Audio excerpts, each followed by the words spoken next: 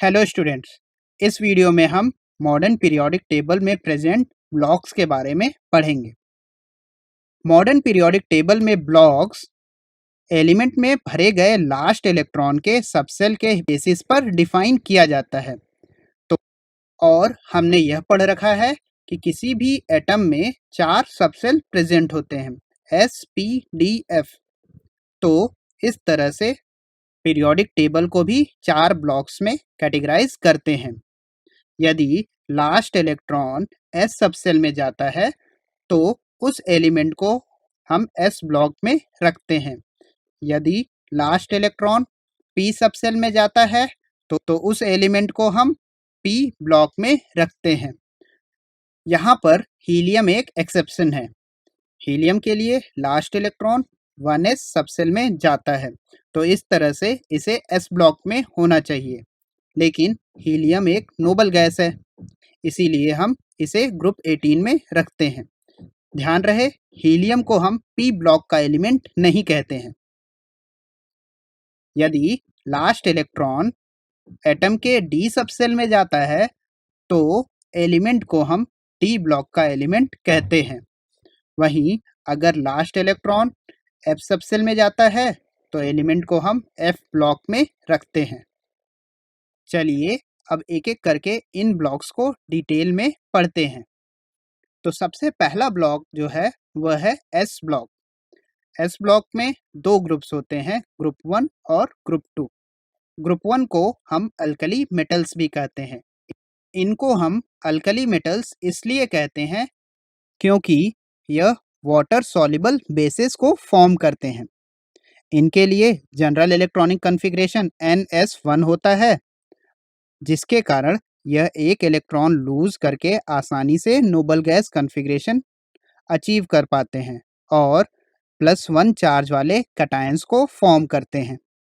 वहीं ग्रुप 2 के एलिमेंट्स को हम अल्केलाइन अर्थ मेटल्स कहते हैं। इन्हें हम अल्केलाइन अर्थ मेटल्स इसलिए कहते हैं क्योंकि इनके मोनोऑक्साइड्स बेसिक नेचर के होते हैं। इनका जनरल इलेक्ट्रॉनिक कॉन्फ़िगरेशन NS2 होता है। ये 2 इलेक्ट्रॉन लूज करके नोबल गैस कॉन्फ़िगरेशन अचीव करते हैं, तो इसलिए +2 चार्ज वाले कैटायंस को फॉर्म करते हैं। यदि हम एस ब्लॉक के एलिमेंट्स के प्रॉपर्टीज की बात करें तो लिथियम और बेरिलियम को छोड़कर बाकी सारे एलिमेंट्स आयनिक कंपाउंड्स को फॉर्म करते हैं।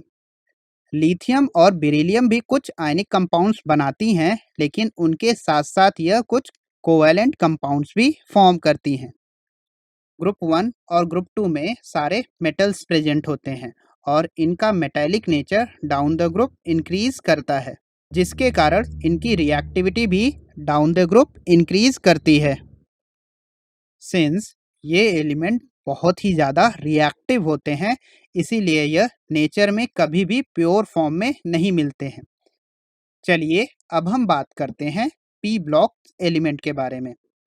यदि लास्ट इलेक्ट्रॉन पी सबसेल में भरा जाता है तो वह एलिमेंट पी ब्लॉक से बिलोंग करता है, जिन्हें हम पीरियोडिक टेबल में राइट साइड में देख सकते हैं। इनका general electronic configuration NH2 NP126 होता है। पी ब्लॉक में मेटल्स, नॉन मेटल्स और मेटलॉइड्स तीनों प्रेजेंट होते हैं।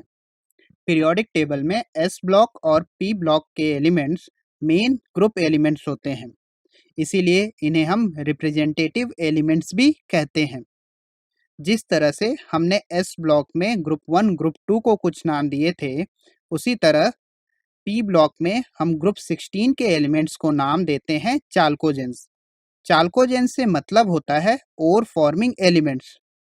तो ग्रुप 16 में प्रेजेंट ऑक्सीजन और सल्फर ओर फॉर्म करने वाले एलिमेंट्स हैं, इसीलिए इस पूरे ग्रुप का नाम चाल्कोजेंस रखा जाता है।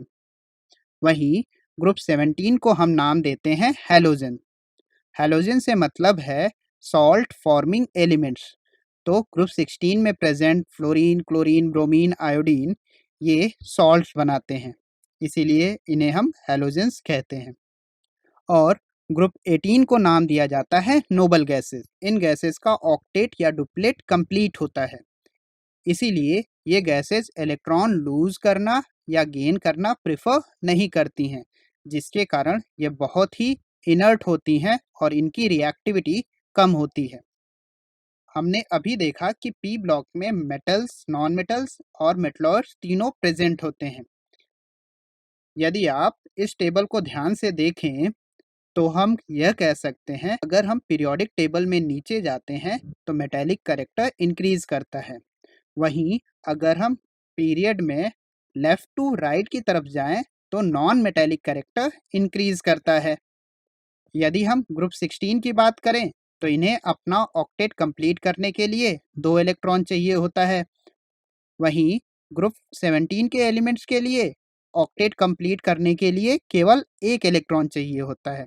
इसीलिए यह आसानी से इलेक्ट्रॉन गेन करके अनायंस फॉर्म करते हैं और इस कारण ये काफ़ी ज़्यादा रिएक्टिव भी होते हैं। यदि एलिमेंट में लास्ट इलेक्ट्रॉन डी सबसेल में भरा जाता है तो उसे हम डी ब्लॉक एलिमेंट्स कहते हैं। जनरली डी ब्लॉक के एलिमेंट एस और पी ब्लॉक के बीच में होते हैं, इसीलिए इन्हें हम ट्रांजिशन एलिमेंट्स भी कहते हैं। यदि आप पीरियोडिक टेबल में डी ब्लॉक को देखेंगे तो हमें कुछ ये एलिमेंट्स मिलेंगे। इनका general electronic configuration n-1d 1 to 10 ns2 0 to 2 होता है। यदि हम ग्रुप 12 के एलिमेंट्स की बात करें तो इनकी प्रॉपर्टी बाकी ग्रुप के एलिमेंट से काफ़ी डिफरेंट होती हैं। ऐसा इसलिए होता है क्योंकि इनके डी सबसेल कंप्लीटली फिल्ड होते हैं। इसीलिए ग्रुप 12 के एलिमेंट को हम ट्रांजिशन एलिमेंट्स नहीं कहते हैं, इवन दो ये डी ब्लॉक के एलिमेंट्स हैं। Transition elements generally coloured ion form करते हैं, वेरिएबल वैलेंसी शो करते हैं, पैरामैग्नेटिक नेचर शो करते हैं और कैटलिस्ट की तरह यूज किए जाते हैं। यदि लास्ट इलेक्ट्रॉन एफ सबसेल में भरा जाता है तो वह एलिमेंट एफ ब्लॉक से बिलोंग करता है। एफ ब्लॉक में सारे एलिमेंट्स मेटल होते हैं जिनका जनरल इलेक्ट्रॉनिक कन्फिग्रेशन होता है n-2f 1 to 14 n-1d 0 to 1 ns2। F block के एलिमेंट्स पीरियोडिक टेबल के नीचे 2 अलग रोज में लिखे होते हैं, जिसमें ऊपर वाली रो को हम लैंथेनॉइड कहते हैं और नीचे वाली रो को हम एक्टिनॉइड्स कहते हैं।